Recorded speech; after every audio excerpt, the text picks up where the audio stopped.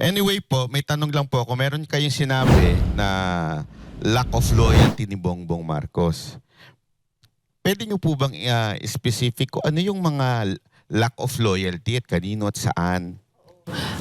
May dala kong kopya ng speech ko ha. Tapos babasahin ko lang ulit para naiintindihan ng mga nanonood saan doon sa speech yon.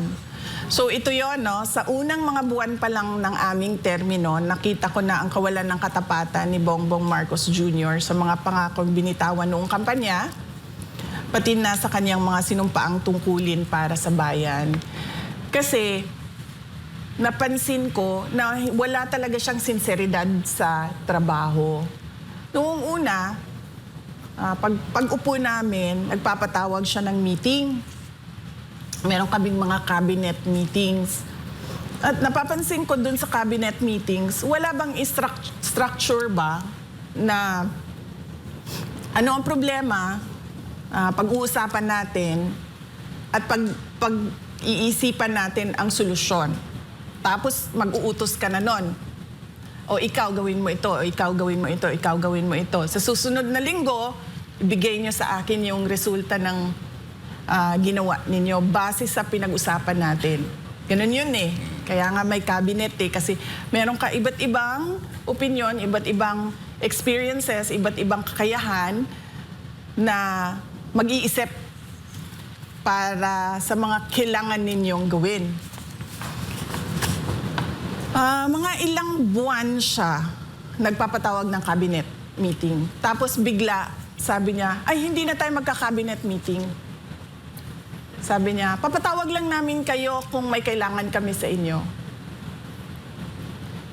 So doon ako parang, okay, so paano tayo mag-uusap kaming lahat, tayong lahat, mag-uusap-usap kung ano yung dapat na united effort natin sa mga kailangan gawin, sa mga prioridad ng administrasyon, kung hindi tayo mag-uusap.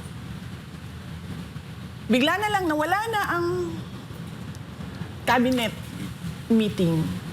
Ito kasi simula pa lang po. Oo. Hindi ko na lang maalala ngayon kung mga ilang weeks ha, kasi ang cabinet meeting every week yan eh. So mga weeks, or sabihin na natin siguro 2-3 months into the term, biglang wala na, papatawag lang namin kayo. May sinabi po ba siyang dahilan? Bakit wala ng cabinet meeting? Wala siyang sinabing dahilan. So parang ako, nagulat ako na parang ganon. Tapos, syempre, sa akin, sa Department of Education, hindi po ba dapat yung Pangulo may vision siya? Ano dapat ang mangyari sa basic education mula 2022 hanggang pagkatapos ng termino, 2028. At syempre, sasabihin mo, oh, kailangan ha, na pagkatapos ng 2028, ay yung susunod, meron siyang susundan na plano para hindi napuputol yung mga gagawin. Wala eh.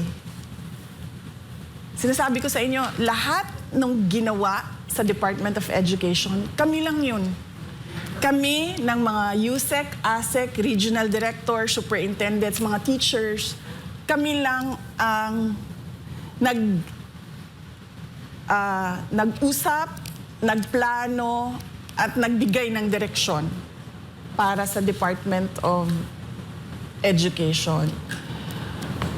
Malamang, duda ko, kaya nakikita nyo na parang kalat yung governance ngayon, kasi ganun din yung ibang departments.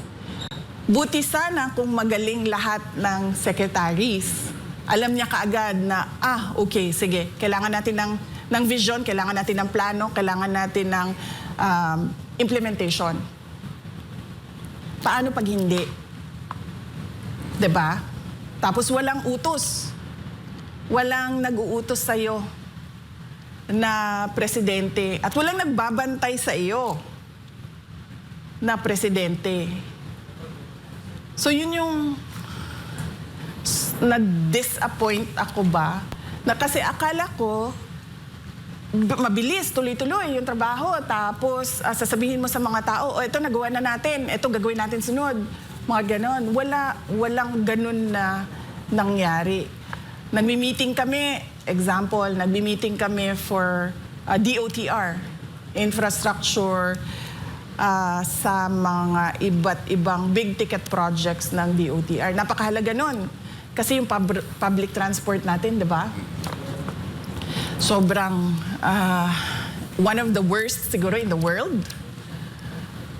Tapos, merong mga nasimulan na, nagtataka ako, bakit hindi nila pinapansin? Nasimulan na nung nakaraang administrasyon So, ang gagawin mo na lang, tutuloy mo na lang yun, popondahan mo yung mga kailangan pondohan.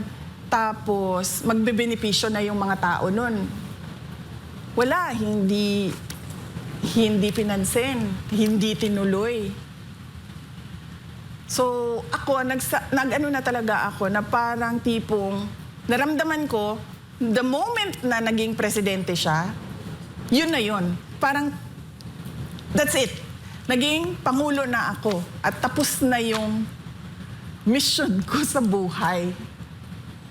Yun yung napansin ko sa nangyari noong ako ay nasa gabinete. Pero wala po kayang inner circle na kinakausap siya kaya nagkakaganon ng pamahalaan? Hindi kasi ako nakikipagbarkada sa kanila kasi sa akin trabaho lang yung ginagawa ko. So ibig sabihin kapag binigay sa akin yung Department of Education, yung tututukan ko yung trabaho ko sa Department of Education. Tapos ako, dahil syempre di ba tumakbo kami in tandem. So parang ako, doon sa Department of Education, kailangan meron kaming mga accomplishments. Kasi uniteam kaming tumakbo So kailangan pagkatapos ng termino niya, merong accomplishments yung DepEd. So ganun yung mindset ko noon.